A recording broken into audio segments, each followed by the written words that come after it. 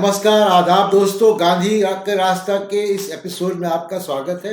और आज हम तुलना करेंगे अमेरिका के लोकतंत्र की और भारत में किस तरीके से हम उससे सबक ले सकते हैं।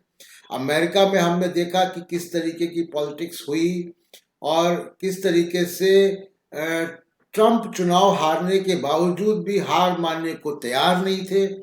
उन्होंने एक भाषण दिया, उनके समर्थक कैपिटल हिल में घुस गए, यानी अमेरिकी संसद के अंदर घुस गए, जहां पे इलेक्टोरल काउंट्स हो रहे थे, यानी जो इलेक्टोरल कॉलेज के लोगों की गिनती थी, जो राष्ट्रपति को अगला राष्ट्रपति वैधानिक रूप से वो अनाउंस करते हैं, उसकी घोषणा करते हैं, उसकी गिनती हो रही थी। उसको डिसरप्ट करने के हिसाब से वो घुस गए।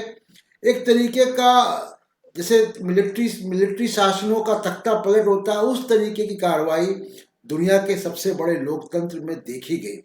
लेकिन उसके बाद आप देखिए कि किस तरीके से अमेरिका के डेमोक्रेटिक इंस्टीट्यूशंस ने, अमेरिका के मीडिया ने, अमेरिका के समाज ने किस तरीके से अपने लोकतंत्र के मूल्यों को बचाया। भारत के लिए, क्योंकि जिस तरीके के, देखिए, लोकतंत्र जो है वो पब्लिक ओपिनियन की मोबिलाइजेशन, यानी जनता की राय कैसे मोबिलाइज करें, इसी पे लोकतंत्र चलता है। और जनता की राय वहां पे भी बहुत सारे ऐसे सेक्टेरियन मुद्दों पर हो रही थी अमेरिका में, लेकिन अमेरिकन सोसाइटी ने उसको रिक्लेम किया, यानी वापस लोकतंत्र पे कब्जा जमाया है। भारत के लिए एक बहुत बड़ी जो है इसमें सबक मिलता है कि लेना चाहिए भारत को, कि किस तरीके से भारत के लोकतंत्र में भी हम देख रहे हैं पिछले कुछ वर्षों से लोकतांत्रिक जो संस्थाएं हैं वो कमजोर होती चली जा रही हैं। अभी जब हम आपसे बात कर रहे हैं तो किसानों का आंदोलन दिल्ली के इर्द गिर्द चल रहा है, सरकार से बातचीत भी चल रही है। सुप्रीम कोर्ट का एक रवैया ऐसा आ रहा है कि जो सरकार के पक्ष की बात करते, वो तमाम एक के बाद एक फैसलों में सरकार के पक्ष की बात करते दिखाई देते हैं। मीडिया बजाय किसानों के या जनता के साथ खड़ा होने के, किसानों को ही आतंकवादी और खालिस्तानी और न मालूम क्या क्या जो है विशेषणों से नवाज रहा है उनको। तो भारत के लिए कैसा सबक हो लोकतंत्र के, भारत के लोकतंत्र के लिए अमेरिका के लोकतंत्र से, कि कितनी जल्दी उन्होंने 4 साल के अंदर उस गलती को ठीक किया, और एक हमला आया, उस हमले के बाद कैसे उन्होंने उसको वापस लोकतंत्र को कब्जा किया। और हमारे साथ इस चर्चा में बीके त्रिपाठी साहब हैं, पूर्व प्रोफेसर आईआईटी के, गांधीवादी एक्टिविस्ट, और बहुत समय अमेरिका में बिता चुके हैं, तो अमेरिका के सिस्टम को भी बहुत करीब से उन्होंने देखा है। और डॉक्टर अजीज अहमद, जो कि पेशे से डॉक्टर हैं, गोरखपुर से हैं और सामाजिक कार्यकर्ता हैं और अच्छी समझ रखते हैं राजनीतिक और सामाजिक और दुनिया भर के डेवलपमेंट्स में। तो हम इन दोनों मेहमानों से आज यही चर्चा करेंगे कि अमेरिका के लोकतंत्र से भारत को क्या क्या सबक लेने चाहिए। त्रिपाठी सर, आपसे शुरू करते हैं, क्योंकि आपका लंबा अनुभव अमेरिका में रहा है और आप उसको करीब से देख रहे थे चुनाव को, और किस तरीके से तख्ता पलट की कोशिश हुई और किस तरीके से रिक्लेम किया। तो आपके इनिशियल विचार क्या है, शुरुआत में आप क्या कहना चाहते हैं? मैं 2 बातें कहना चाहता हूं जिसकी वजह से मुझे अमेरिका अच्छा भी लगता है और अमेरिका में घबराहट भी होती है, जिस वजह से मैंने अमेरिका छोड़ा था। पहली बात तो मैं ये कहना चाहता हूं कि जो पश्चिमी लोकतंत्र है वो अपने मुल्क में तो डेमोक्रेसी को मजबूत करना चाहता रहा है या डेमोक्रेटिक निजाम रखता रहा, लेकिन बाकी मुल्कों के लिए, खासतौर से अफ्रीकन कंट्रीज के लिए, एशियन कंट्रीज के लिए, वो सेल्फ इंटरेस्ट को सर्व करने के लिए अगर उन मुल्कों में अपन को डिक्टेटरशिप भी लानी पड़ जाए तो उससे परहेज नहीं किया। और खासतौर से वर्ल्ड वार 2 के बाद अमेरिका की जो राजनीति रही है, इंटरनली डेमोक्रेटिक सिस्टम मजबूत है उधर, क्योंकि मैंने यूनिवर्सिटीज में देखा है कि माहौल खुलेपन का है, आप अपने विचारों को खुलेपन से व्यक्त कर सकते हैं, वहां की हुकूमत के खिलाफ आवाज उठा सकते हैं, मीडिया में भी आवाज उठती है। हालांकि फॉरेन पॉलिसी के मामले में आपकी आवाज दब जाती है। जब मतलब 1982 में लेबनान पर जब हमला किया इसराइल ने, वहां के फिलिस्तीनी कैंपों पे, और चूंकि अमेरिका की मदद थी इजराइल को, तो वहां के प्रोफेसरों और साइंटिस्टों में बोलने की जुबान बंद थी, ये मैंने महसूस किया। तो मैं मानता हूं कि वहां का जो डेमोक्रेटिक सिस्टम है वो इंटरनल फ्रीडम और internal freedom of speech, expression वगैरह की तो मोहलत देता, आपको आजादी देता है, लेकिन देश के बाहर इंटरनेशनल सीन पर जो चीजें होती हैं वो एक छोटा सा उनका वेस्टेड ग्रुप, इंटरेस्ट ग्रुप है, वो डिसाइड करता है, उनका थिंक टैंक है, वो जी ऊपर के लोग तय करते जी हैं फॉरेन पॉलिसी को। बिल्कुल। लेकिन इस वक्त क्या हुआ कि पिछले 4-5 बरस से अमेरिका में कई लोगों से मैंने बातचीत की, 1-2 बार मैं अमेरिका गया इस पीरियड में, 4-5 साल के 4 साल के पीरियड में, तो मैंने महसूस किया कि कई लोग कहने लगे कि भाई अभी तक तो यहाँ छुपे तौर पर सेग्रीगेशन दिखता था, ऊपर तौर कहीं नहीं करते थे, लेकिन अब थोड़ा वोकल होने लगा है। एंड हिंदुस्तानी लोग भी, जबकि उन पे तो सेग्रीगेशन की कोई मार पड़ी नहीं, ज्यादातर मार पड़ती है मैक्सिकन्स पे या काले लोगों पे, और हिंदुस्तानी बड़ी प्रिविलेज पोजीशन में अमेरिका में, लेकिन वो भी कहने लगे थे कई लोग कि हाँ भाई थोड़ा सा असर आ रहा है।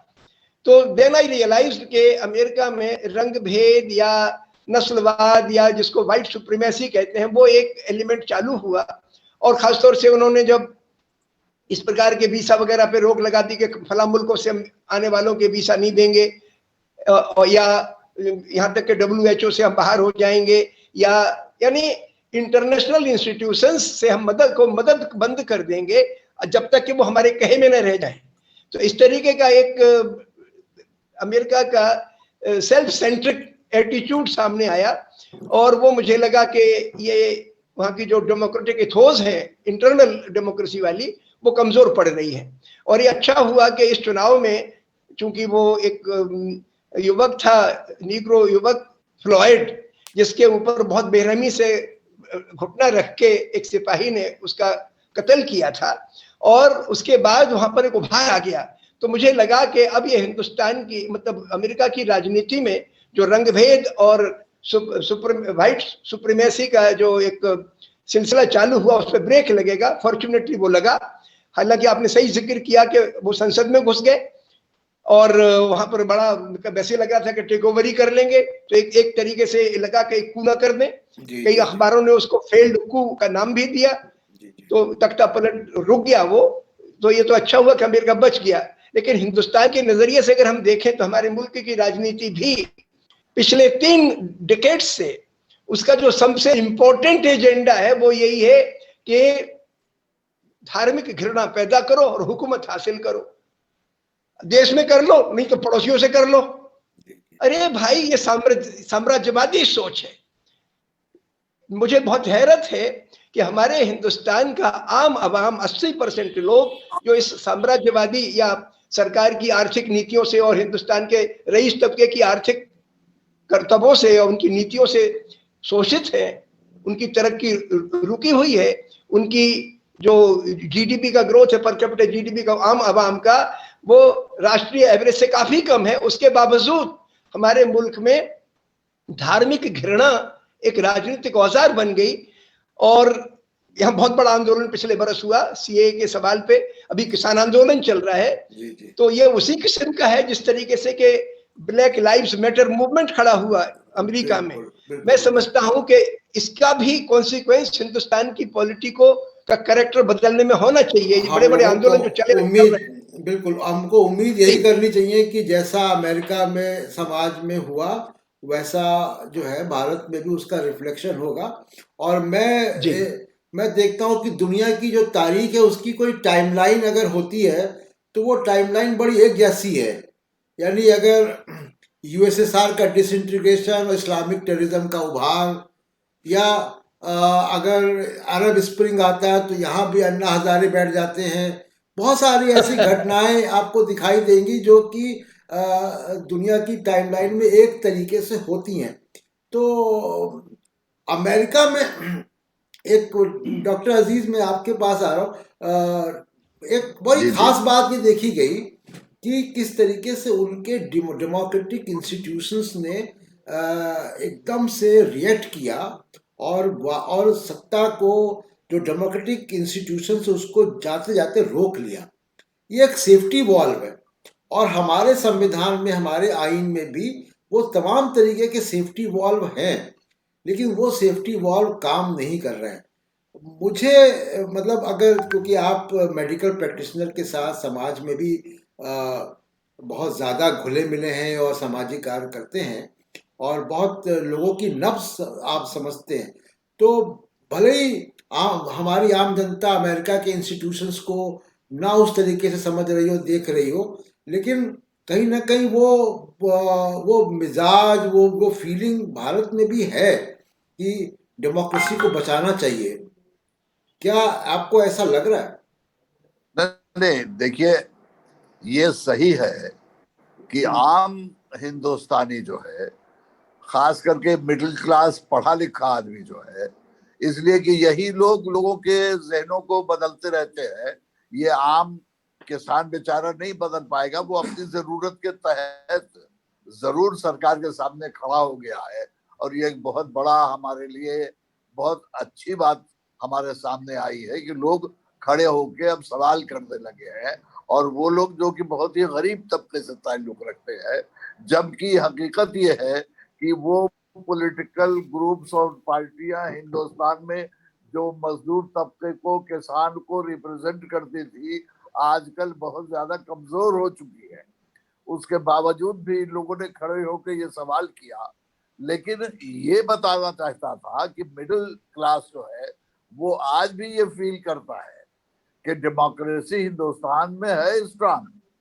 आज 5 साल आप जो चाहे कर लें, 5 साल के बाद हम आपको दिखाएंगे कि क्या चीज होती है डेमोक्रेसी। जो हमारी बदकिस्मती है और जो परेशानी है वो ये है कि आपने देखा कि अमेरिका में जो हुआ, वहां लोग उनके खड़े हो गए। उन्होंने कहा कि नहीं, नथिंग डूइंग, ये आप हमला करके और व्हाइट हाउस के ऊपर कब्जा कर लेंगे, ये नहीं होगा।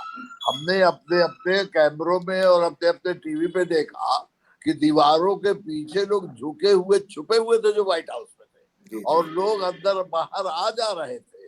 लेकिन इतना जल्दी चेंज ओवर हुआ कि लोगों की समझ में आ गया कि नहीं, अभी एवरीथिंग इज नॉट गॉन, अभी अभी बहुत कुछ बाकी है।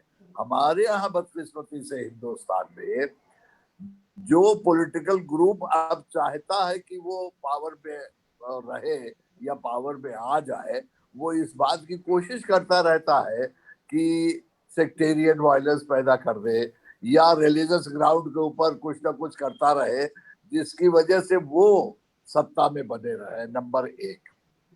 और नंबर 2 ये है कि अपनी नाकामियों को छुपाने के लिए इकोनॉमिक पोजीशन, कंडीशन हमारी क्या है, आमतौर से लॉ एंड ऑर्डर की सिचुएशन क्या है, क्या वाकई हम इम्प्रूव कर रहे हैं लॉ एंड ऑर्डर के तहत, ऐसा है वह नहीं, और नहीं है।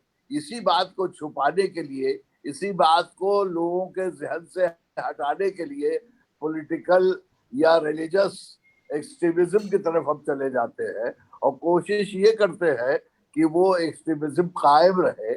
हमको जो उम्मीद है वो ये है कि आज भी बहुत जल्दी लोगों की समझ में आ जाएगा और आने लगा है कि ये तरीका हुकूमत करने का सही नहीं है।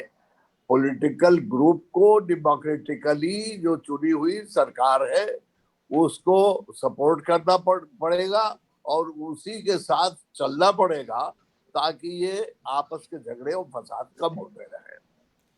प्रोफेसर त्रिपाठी, एक बड़ा अहम सवाल पे आपकी मैं राय चाहता हूँ, जी जी। और वो ये, जैसे अमेरिकन सिस्टम में हम ऑब्जर्व करते हैं कि उनका जो जुडिशरी है, उनके जो इंस्टीट्यूशन से बड़े ऑब्जेक्टिव हैं।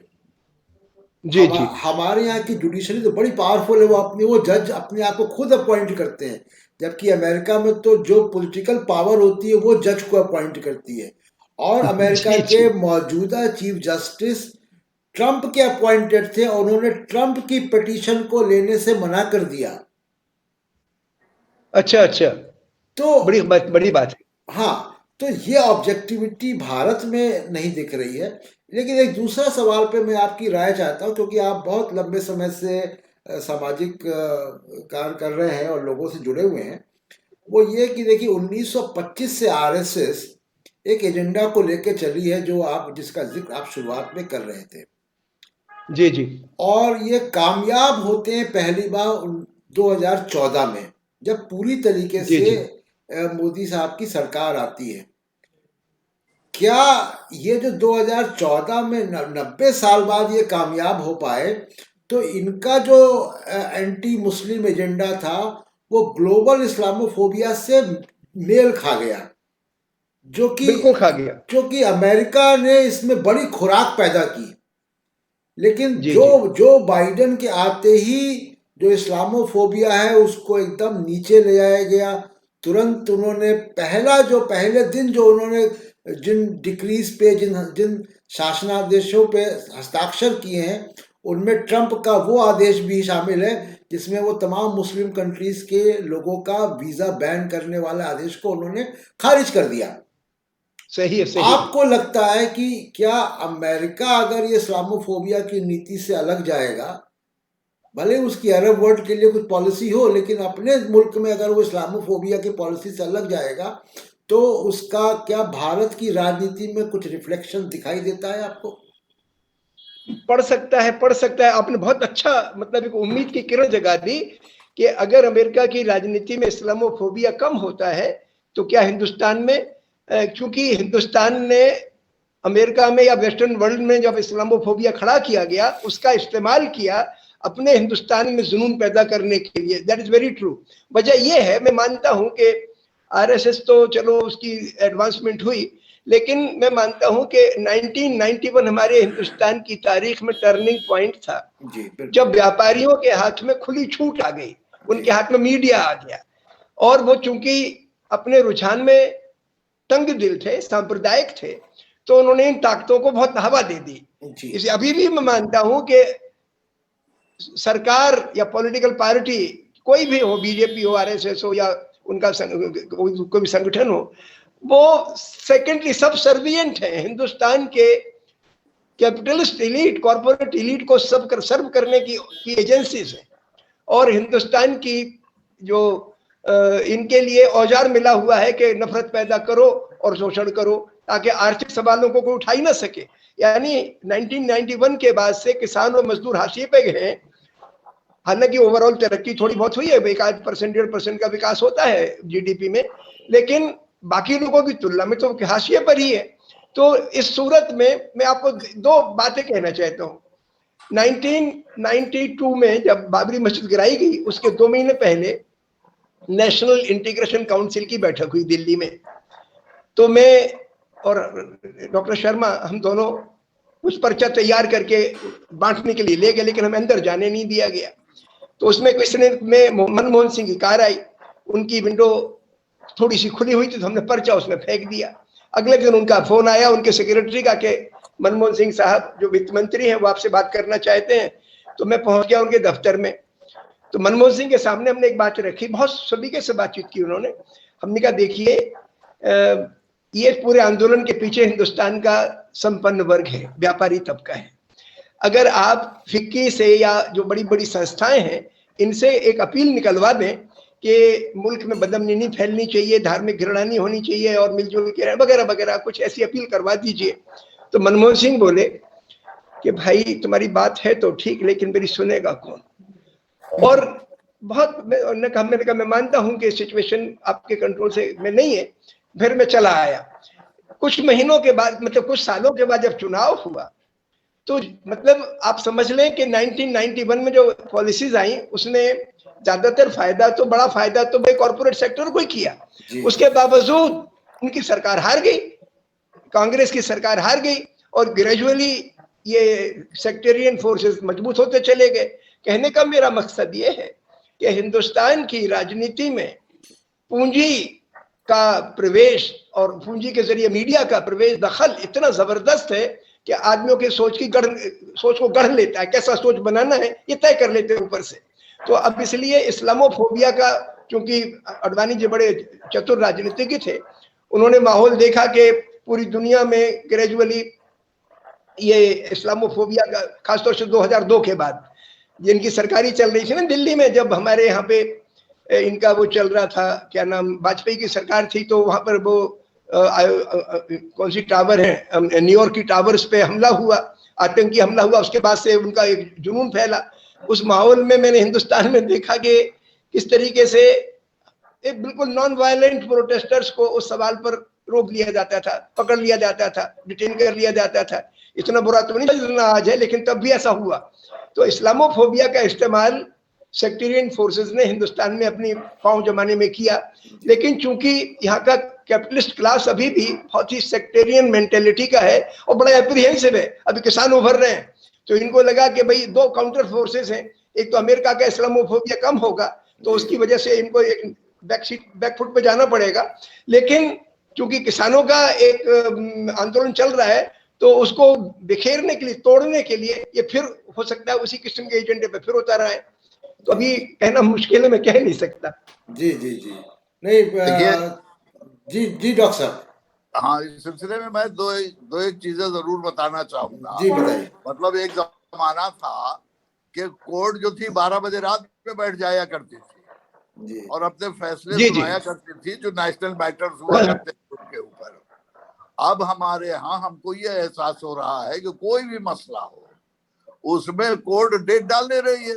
आर्टिकल 370 का मामला हो, सीएए का मामला हो, कोई भी हो, सुप्रीम कोर्ट ने जो डेट डाल दी तो डाल दी। अब हम भी इंतजार कर रहे हैं कि कब होगा और क्या होगा।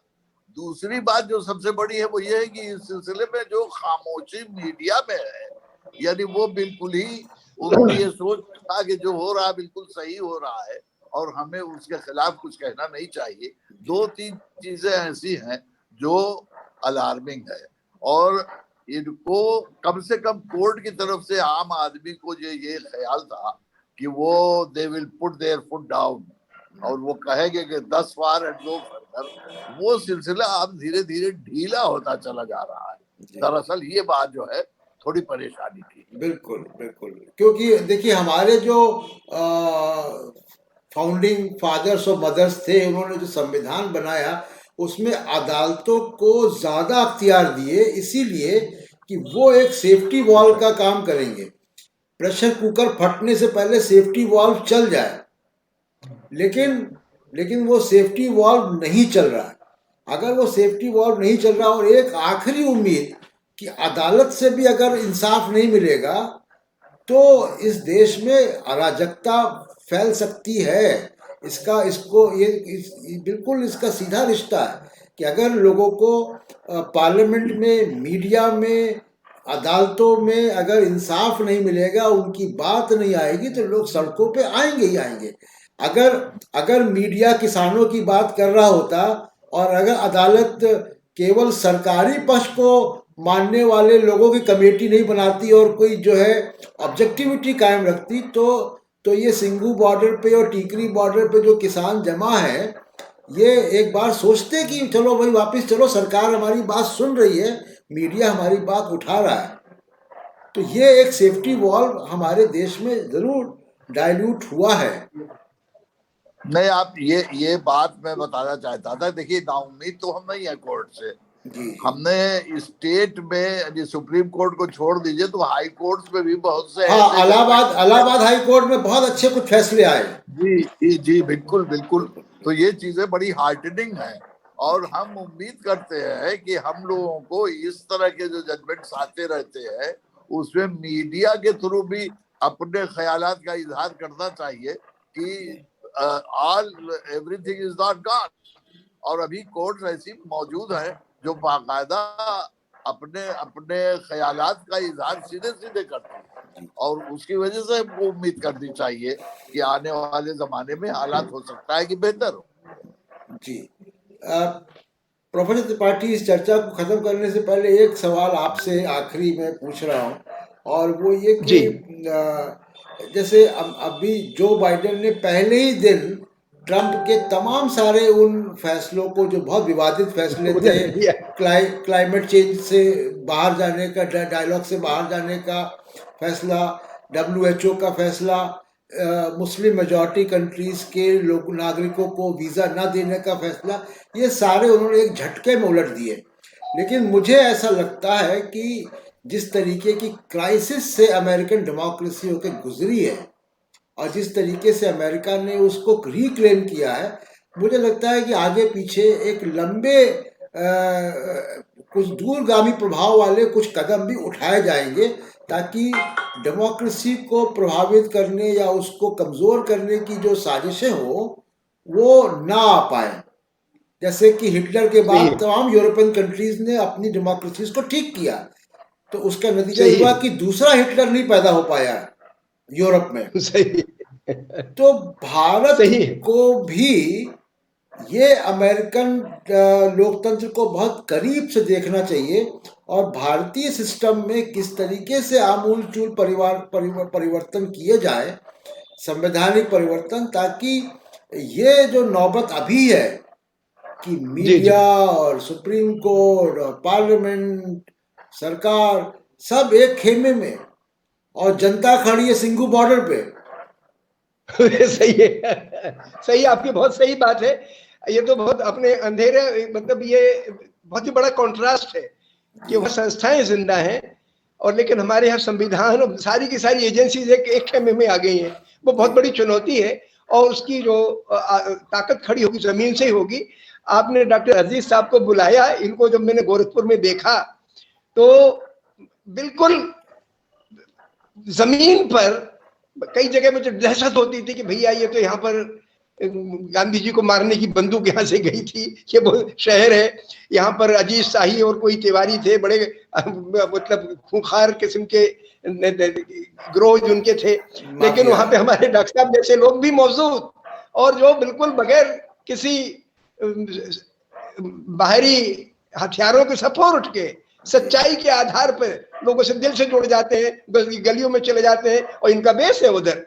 तो मुझे लगा कि अभी हिंदुस्तान जिंदा है और इसी तरिके के आंदोलन, जैसा भी किसान आंदोलन चला, सीए का आंदोलन चला, इन आंदोलनों से और जो जमीनी लोग काम कर रहे हैं उनकी कोशिशों से हिंदुस्तान बहुत जल्दी, मेरा अंदाज है कि 2-4 साल में अपनी उस रूह को जगा लेगा जिसके आधार पे हमने ब्रिटिश साम्राज्यवाद को चुनौती दी। मुझे उम्मीद तो दिख रही है। बिल्कुल बिल्कुल। और ये भारत के इतिहास में पहली बार नहीं, कई बार हुआ है ऐसा। हमने इमरजेंसी देखी और इमरजेंसी के बाद इंदिरा गांधी को हारते हुए भी देखा। तो इसी उम्मीद के साथ कि जो लोकतंत्र को बचाने की या लोकतंत्र को प्रिजर्व करने की, उसको संरक्षित करने का काम जनता ही अब कर पाएगी, क्योंकि संस्थाओं के बस का नहीं है। संस्थाओं की क्रेडिबिलिटी खत्म हो चुकी है, मीडिया की क्रेडिबिलिटी खत्म हो चुकी है और जनता, जैसे कि आप बार बार त्रिपाठी जी इशारा कर रहे हैं कि जनता को ये समझ में आ गया है, इसीलिए किसान किसी की सुनने को तैयार नहीं है और वो जनता की समझ में आ गया है कि लोकतंत्र को अगर बचाना है तो हमको ही सड़कों पे आना पड़ेगा और जन जागरण करना पड़ेगा। और इसी के साथ दोस्तों, गांधी के रास्ता के इस एपिसोड से फिलहाल विदा लेते हैं और आप दोनों का, मेहमानों का बहुत बहुत शुक्रिया और हमारे चैनल को लाइक शेयर करते रहिए। और जैसा आप जानते हैं कि फ्रीडम एक्सप्रेस लोगों का, आपका अपना चैनल है, आपका अपना मीडिया हाउस है, आपकी मदद से चलता है, तो आप अपनी मदद भी करते रहें। उसको नीचे स्क्रॉल में आप देखेंगे तो हमारे जो वो बैंक अकाउंट के डिटेल ज़रूर चल रहे हैं, जिसमें कि आप हमको मदद भी कर सकते हैं। अगले सप्ताह फिर किसी नए मुद्दे के साथ और नए मेहमानों के साथ आपके साथ फिर हाजिर होंगे। तब तक के लिए बहुत बहुत नमस्कार। Thank you.